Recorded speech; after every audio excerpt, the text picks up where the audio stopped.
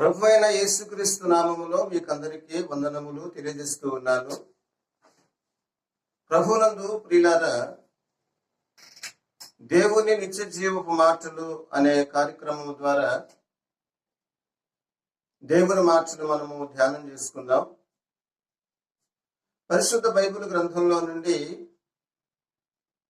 33వ కీర్తన 14వ వచనాన్ని మనము చూసినట్లయితే, తానున్న నివాస స్థలములో నుండి భూలోక నివాసులందరి వైపు ఆయన చూచుచున్నాడు.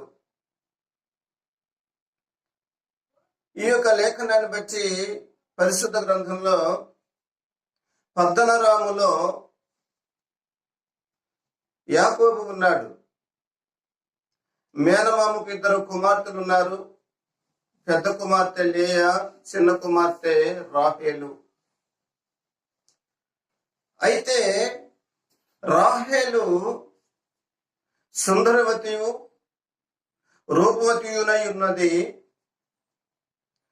లేయా జబ్బు కండ్లు కలది. యాకోబు రాహేలును బహుగా ప్రేమించాడు. అయితే అక్కడ లేయా లాబానుకు పెద్ద కుమార్తెగా ఉన్నది కనుక లాబాను యాకోబు దగ్గరకు లేయాను తీసుకువచ్చాడు మొదటిగా. ఆ తదుపరి తెల్లవారిన తరువాత లేయాని గమనించి లేయా మీద ద్వేషము కనబర్చాడు. అంత మాత్రమే కాదు, రాహేలు కూడా లేయాను ద్వేషిస్తూ ఉన్నది.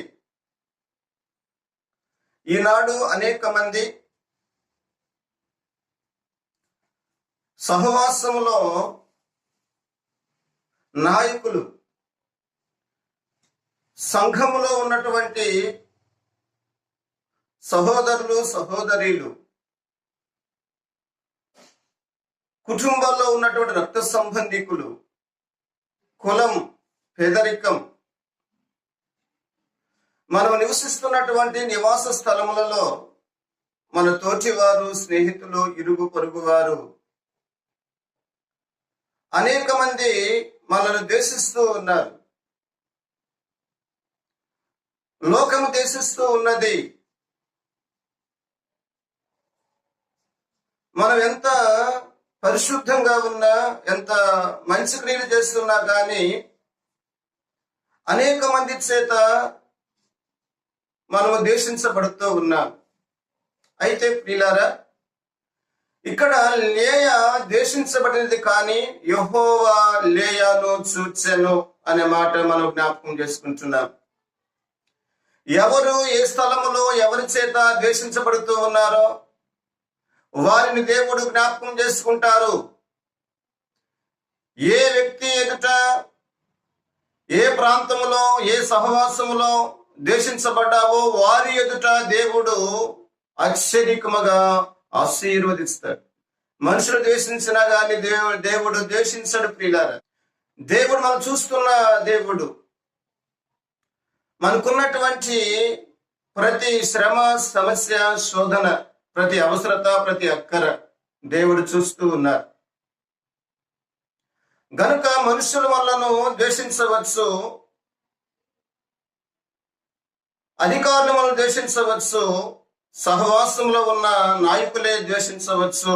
కానీ అదే ప్రాంతంలో వారి ఎదుటే దేవుడు అత్యధికముగా మనలను ఆశీర్వదిస్తాడు. అయితే మనం వీటిని ద్వేషించాలి అనగా కీడును మనము ద్వేషించాలి, పాపమును ద్వేషించాలి.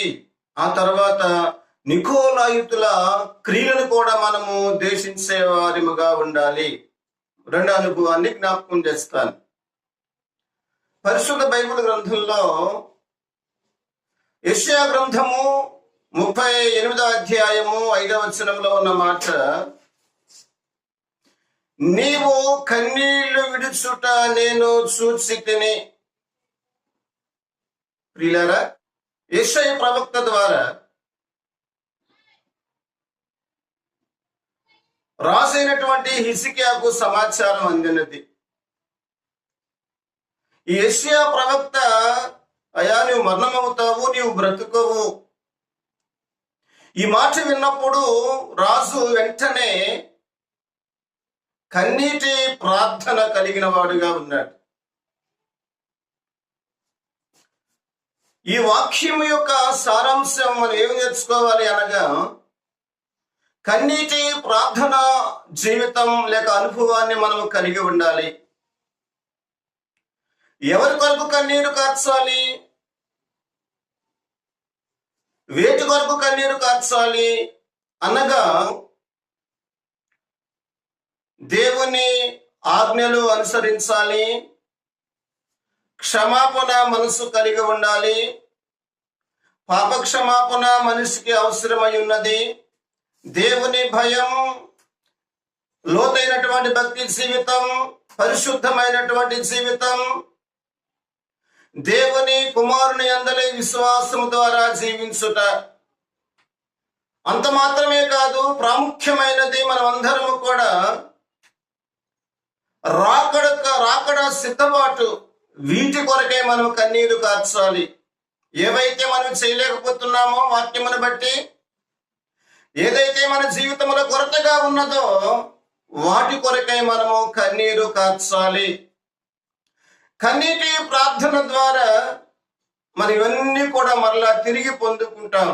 ఏవైతే వాక్యాన్ని బట్టి మన జీవితంలో లేవో, ఏవైతే ఆధ్యాత్మిక కొరత ఉన్నదో అవన్నీ కూడా దేవుని కృపను బట్టి, ఆకాశం కంటే ఎత్తైనటువంటి దేవుని కృపను బట్టి ఇవన్నీ కూడా మనము పొందుకోగలుగుతాం. ప్రియులారా, యేసుక్రీస్తు ప్రభుల వారు శరీరధారిగా ఉన్నప్పుడు కన్నీటితో వారు ప్రార్థన చేశారు. ఈనాడు కరోనా అనే యొక్క వైరస్ ద్వారా అందరూ భయాన్ని కలిగి ఉన్నారు. కరోనా అనగా కానగా కన్నీళ్లు, రోనగా రోధించుట, నానగా నా యొద్దకు రండి. యోవేలు గ్రంథము 1:5 ఇవన్నీ కూడా రాయబడి ఉన్నాయి. గనుక ప్రియులారా, మనం కన్నీటిలో ప్రార్థన చేస్తే మరణకరమైనటువంటి వైరస్ మనల్ని ఏమీ చేయదు. కన్నీటి ప్రార్థన మనకు రక్షణ కలుగజేస్తా ఉన్నది. కన్నీటి ప్రార్థన మనకు స్వస్థతయు ఆరోగ్యమును కలుగజేస్తూ ఉన్నది.